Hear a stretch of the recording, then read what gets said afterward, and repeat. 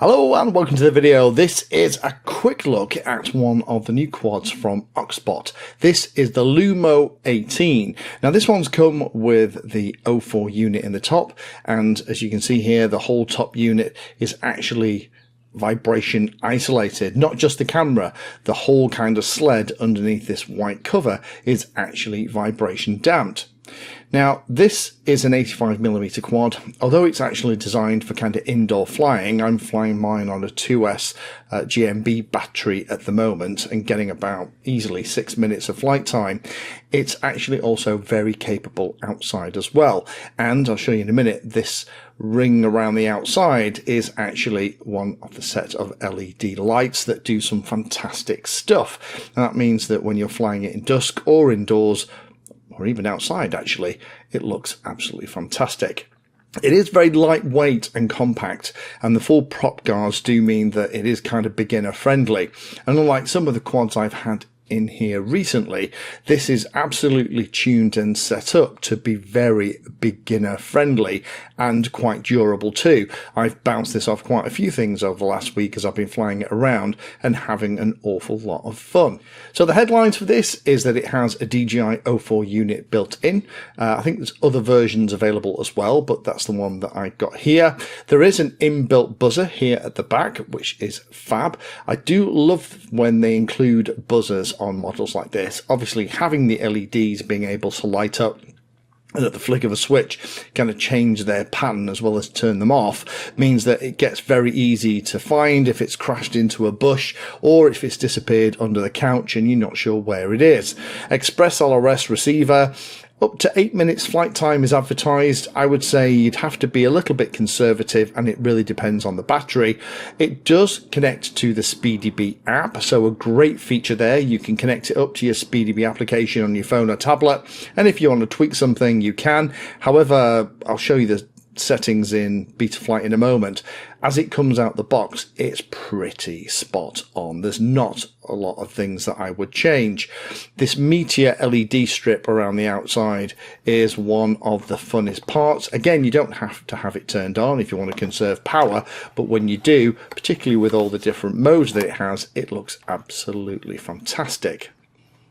So in terms of the Betaflight setup, there is a little port underneath. The cable comes as part of the kit. You need to plug it in, and then you can connect it via a USB-C cable into your computer.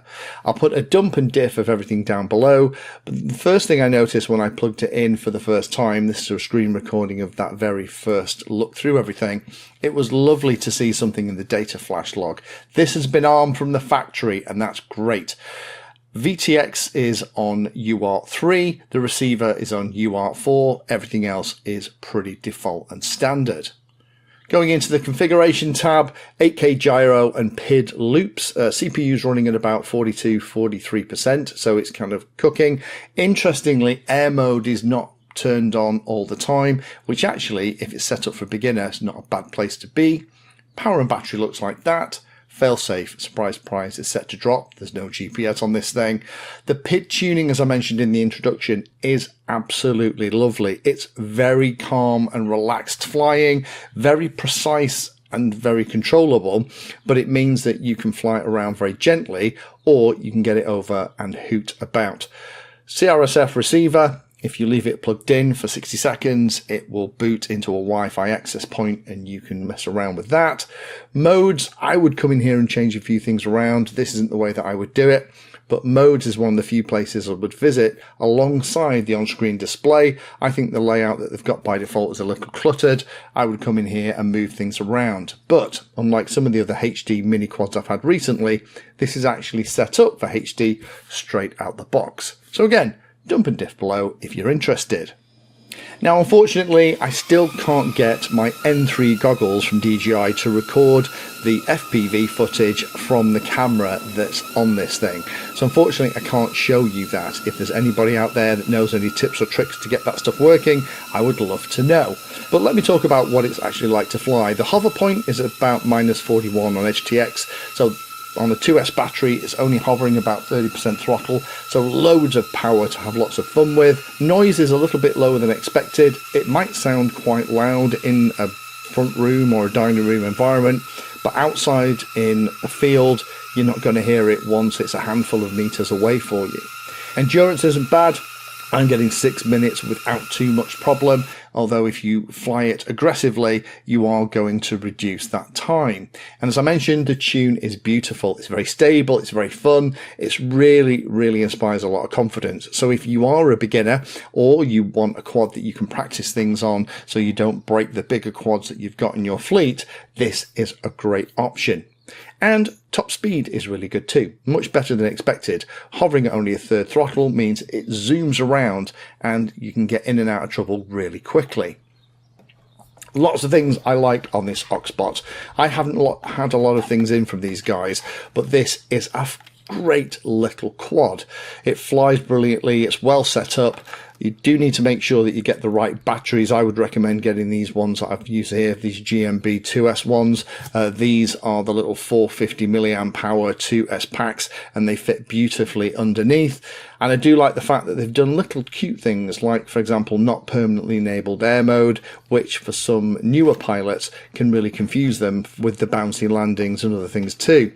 Other thing I'll mention here as well while we're talking about this is you can definitely tell this is aimed at those who are a little bit newer.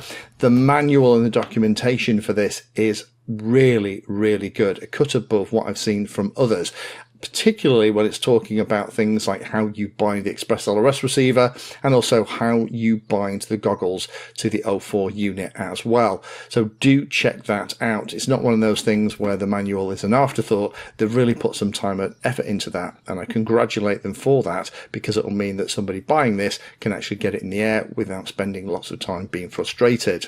So in summary, this is a little quad that I would recommend. Not only will it kind of let you practice indoors, but it will absolutely cope with being outdoors and flying around, and particularly in dusk and dark conditions, those LEDs look absolutely fantastic. The vibration isolated cage at the top seems to work really nicely, so there's no vibration in the image as you're hooting about, and the little protectors here at the side mean that if you do accidentally flip it over, the camera isn't going to take a hit.